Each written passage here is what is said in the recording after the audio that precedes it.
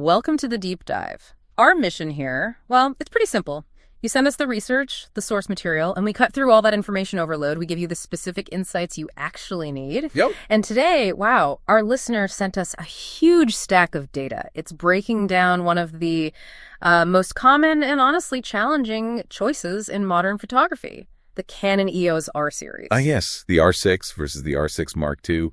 It's that classic dilemma, isn't it? Technology cycles. Exactly. You're looking at the original Canon R6, a landmark camera, really, when it launched back in July 2020.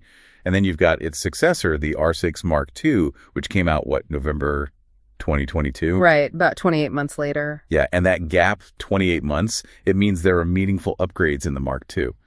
But it also means the older R6 has had time to become potentially a phenomenal value, especially now in 2025. Okay, so our sources give us a really clear view of the specs, the performance scores, the price points right now, and frankly, some of the trade-offs Canon made, especially with the Mark II. They're genuinely surprising when you dig in. They are. So the goal today is to figure out, for you, the listener, whether the upgrades in the Mark II, the resolution, speed, the video stuff are really worth the extra money, or is the original R6 still the smart investment?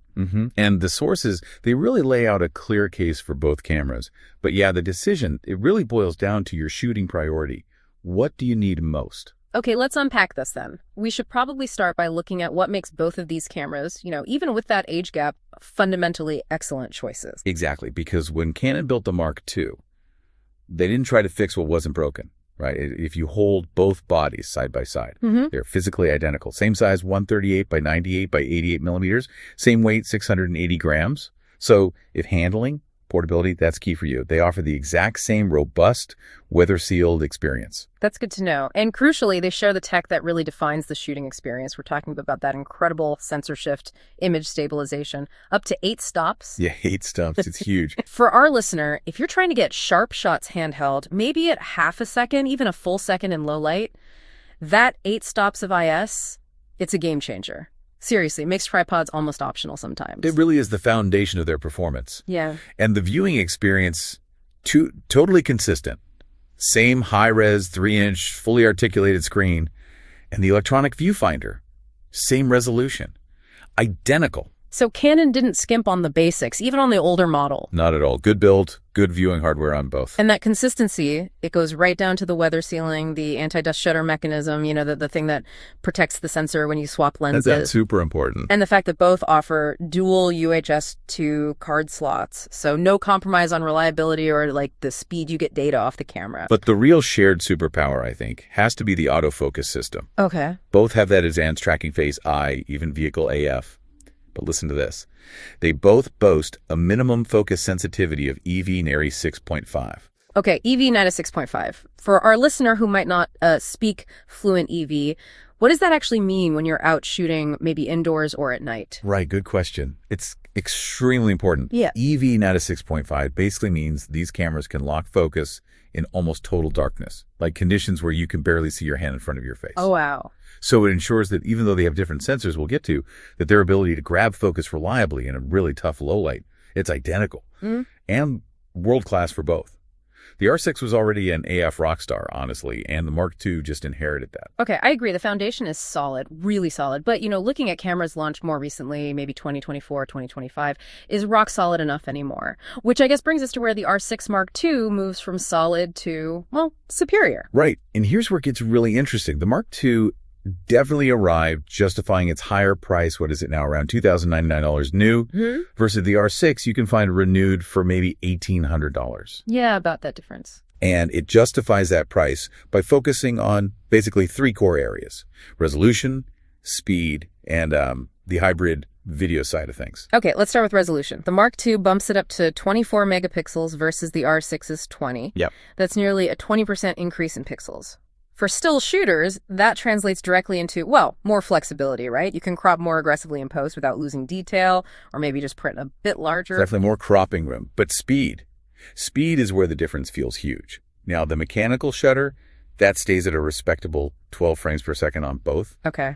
But the electronic shutter on the Mark II, it's phenomenal, 40 frames per second versus 28 Ps on the R6. Doubled. That's not just a number, is it? Yeah. Going from 20 to 40 PPs, that literally doubles your chances of nailing that perfect split-second moment. Wildlife, sports, kids running around. Absolutely. The Mark II takes it from just high-speed burst to almost like an instant replay speed. You capture everything. That is something every single photographer appreciates no matter what they shoot.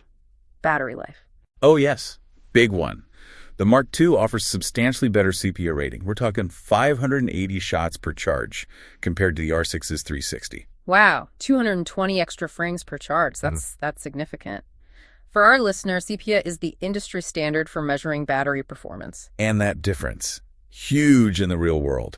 That's potentially the difference between packing a third battery for a long wedding or event shoot or just confidently relying on two.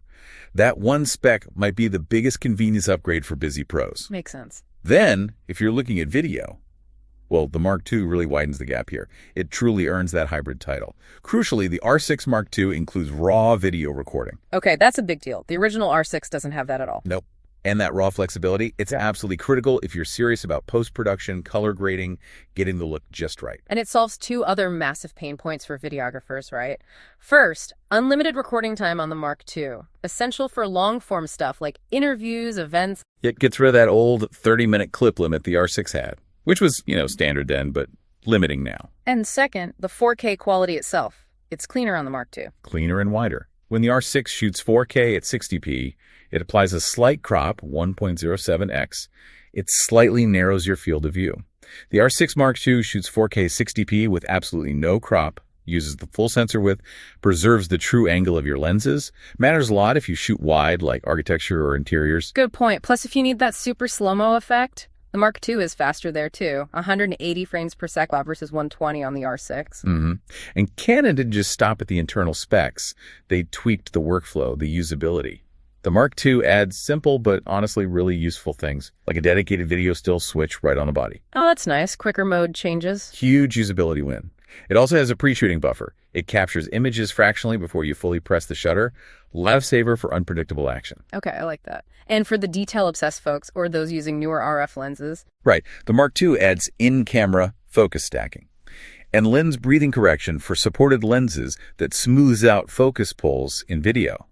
Plus, it has that newer multifunction hot shoe for advanced accessories, like digital mics. So yeah, you look at it all together, the Mark II is just objectively the superior technical package, almost across the board. Almost. That being said, if your main thing is still high quality, still photography, now we need to talk about where the original R6 actually maybe surpasses its successor in technical quality and certainly in value. Right. The Mark II clearly wins on speed and video, no question. But if you don't need 40p's or raw video, let's look closer at the original R6. It's not just cheaper, it seems like it was optimized a bit differently. We noticed something fascinating in the sources about the focus points. Believe it or not, the older R6 actually has significantly more focus points, 6,072 compared to the Mark II, 4,897. Wait, really? Canon took out, what, over 1,200 focus points in the newer model? That feels backward. Why would the sources say the difference is subtle if technically there are fewer areas? Yeah, it seems odd on paper, but it's likely a classic case of sort of quantity versus processing power, maybe. The R6 used those points for extremely fine control. The Mark II, while having fewer physical points, has an even faster processor behind it, so it probably analyzes this scene and confirms focus just as quickly or even faster. Ah, okay, so the result might be just as good, even with fewer points on the spec sheet. That's the likely explanation. So, while technically a loss in points, probably not a noticeable loss in real-world AF performance. Understood. But the real technical argument for the original R6, especially for certain shooters, lies in its sensor, and this is where it could really shine for low-light specialists. Exactly. The R6 has a larger sensor pixel area. It's 43.00 square micrometers compared to the Mark II's 26.00. Okay, break that down. What does larger pixel area mean, practically? This is the key trade-off when you pack more pixels onto the same size sensor, going from 20 MP on the R6 to 24 MP on the Mark II. Think of each pixel like a tiny bucket catching light. The R6 has fewer buckets, but each individual bucket is bigger, about 19% bigger surface area per pixel. So bigger light buckets on the R6. Precisely. Which means each pixel can gather more photons, more light signal before it fills up or noise becomes an issue. So while the R6 Mark II give you potentially more detail because it has more smaller buckets, right, The R6, with its larger buckets, could theoretically give you a cleaner, less noisy image when you push the ISO really high in deep shadows, because the light signal is stronger, purer per pixel. It's that classic trade-off, resolution versus noise purity or low light sensitivity. That makes sense. Resolution versus light gathering. And we absolutely cannot ignore the cost factor here. The R6, you said, around $1,800 renewed or used now. That's a pretty substantial saving compared to the Mark II. It really is. So if you are primarily a stills photographer, maybe you shoot events, weddings, portraits in challenging light, and you really value that low light cleanliness, plus you still get that amazing 8-stop IS. The R6 looks like a phenomenal machine for the price. Absolutely. If you take those savings and put them towards, say, a better lens instead of the Mark II's advanced video features you might not use, you could arguably be making sharper, cleaner images faster with the original R6 setup. Okay, good point. Now let's see how these specs actually translate into real-world use. The sources provided performance scores, right? Because specs on paper don't always tell the whole story. Right. And the good news, they're both performance beasts. It really shows that the R6's core tech is still incredibly competitive. For street photography, for instance, both cameras score an amazing 97%. Wow, tied. Tied. Their size, that great AF, we talked about the silent electronic shutter options, perfect for candid shooting. Both excel there. Okay, what about action, sports? Also extremely strong. Both score 90% in sports photography, according to the sources. They handle fast movement really well. Although the Mark II does nudge slightly ahead there purely because of that 40p pass electronic shutter. That speed boost gives it the edge in the scoring. Makes sense. Portraits. Tied again. 76%. Which really reflects that shared excellence in eye tracking AF and likely very similar Canon color science that people love for skin tones. All right. Daily photography, just general use. Here, the R6 Mark II pulls ahead a bit more clearly. It scores 88% versus the R6's 85%.